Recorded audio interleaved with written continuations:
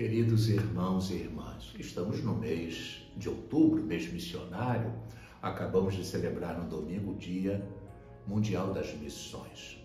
E dando continuidade a pequenos vídeos catequéticos sobre a natureza missionária da Igreja. Hoje eu gostaria de refletir com vocês o cristão em missão. Com a ressurreição de Jesus, nasceu um novo dia que não conheceu o caso. O Evangelho, a Boa Nova, se tornou irreversivelmente patente. Ressuscitou o Salvador do mundo e a certeza da fé lançou suas raízes num alicerce inabalável, irremovível, indefectível. No meio dos apóstolos, ainda temerosos e, quiçá, decepcionados, de novo, mas de um modo novo, o crucificado ressuscitado, fonte de fé e de esperança, de paz e de caridade.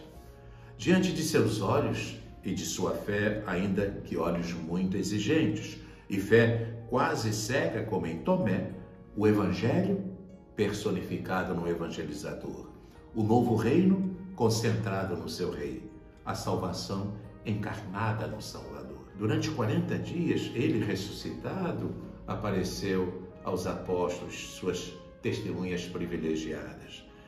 Mas é hora de Jesus partir, de retornar ao Pai que o enviou. Mas deixa-lhes aos apóstolos uma missão que os define, uma missão a ser cumprida: ide por todo o mundo, pregai o Evangelho a toda criatura. Recorda-lhes a promessa de Pentecostes na iminência de realizar-se. Eis que eu vos enviarei o que meu Pai prometeu. Por isso permanecei na cidade até serdes revestidos da força do alto. Queridos irmãos e irmãs, não estamos órfãos.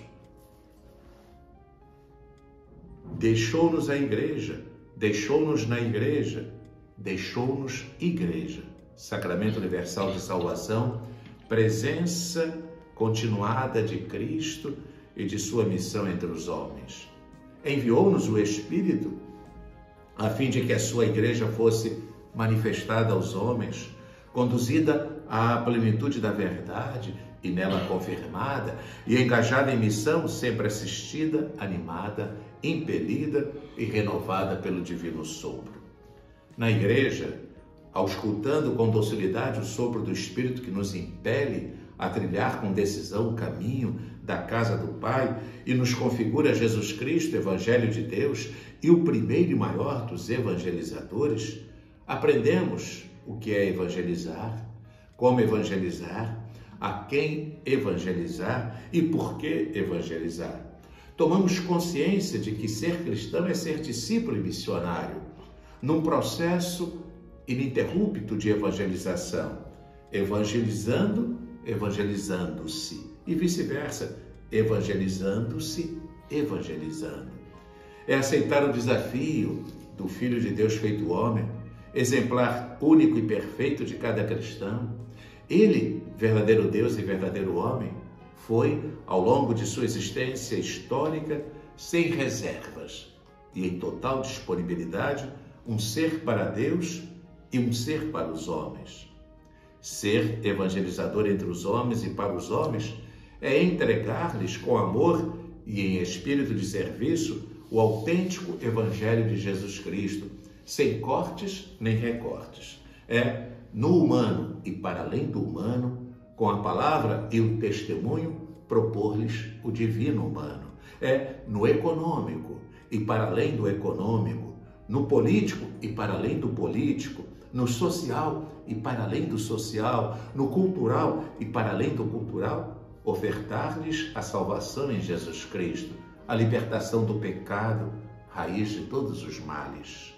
O reino de Deus, que começando no aquém, não pode jamais deixar de ser do além. Meu reino não é deste mundo. Ser cristão é, portanto, ser missionário. É o amor de Cristo que nos impele. Recordava-nos Bento XVI na Porta Fidei, é o amor de Cristo que enche os nossos corações e nos impele a evangelizar. De fato, hoje como outrora, Ele nos envia pelas estradas do mundo para proclamar o seu Evangelho a todos os povos da terra.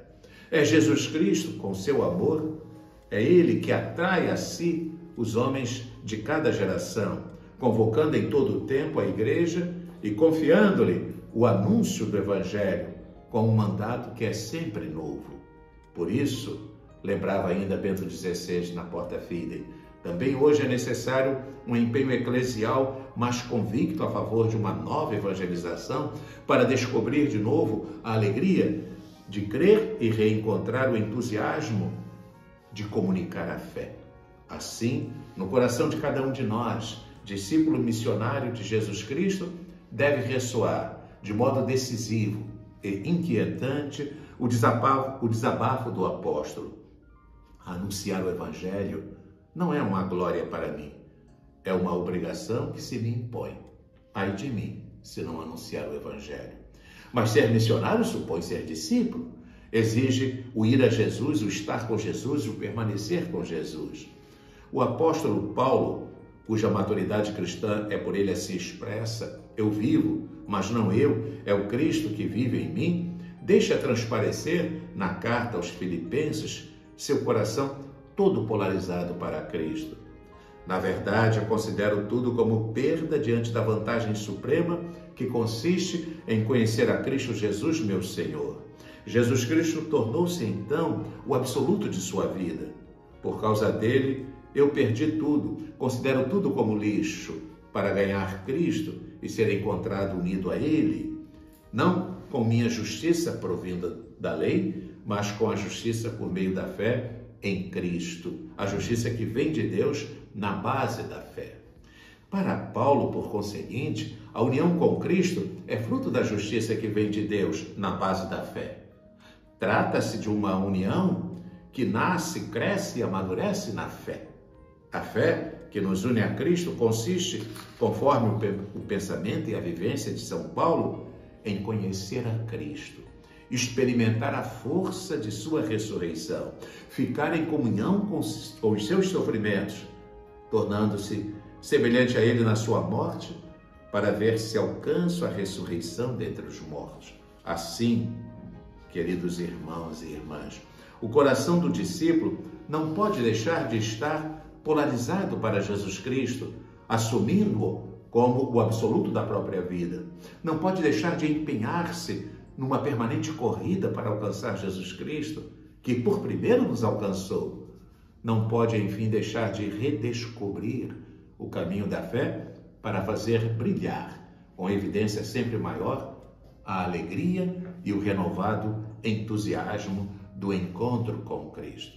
Enfim, o ser discípulo missionário de Jesus Cristo exige de cada um de nós que nos tornemos sempre mais orantes. Por ocasião do encerramento do grande jubileu do ano 2000, São João Paulo II, na Novo Milênio Neunte, recordando-nos que a oração, como bem sabemos, não se pode dar por suposta, exortava: é necessário aprender a rezar, voltando sempre de novo a conhecer essa arte nos próprios lábios do Divino Mestre, como os primeiros discípulos. Senhor, ensina-nos a orar. Não podemos, queridos irmãos e irmãs, jamais esquecer, constituir desafios profundamente interligados à nossa presença no mundo, como o sal que não pode se tornar insípido, qual luz que não pode ficar escondida, qual testemunha cuja vida seja em toda parte o bom odor de Cristo, e o tornar-se presentes a Deus na oração.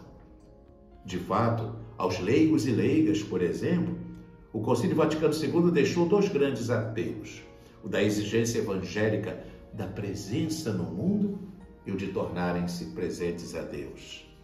Queridos irmãos e irmãs, quero concluir, como fiz na catequese da semana passada, com estas palavras do Papa Francisco, com as quais introduz a sua mensagem para o Dia Mundial das Missões. Para o Dia Mundial das Missões deste ano, escolhi um tema inspirado na história dos discípulos de Emaús, narrada no Evangelho de Lucas: corações ardentes, pés a caminho.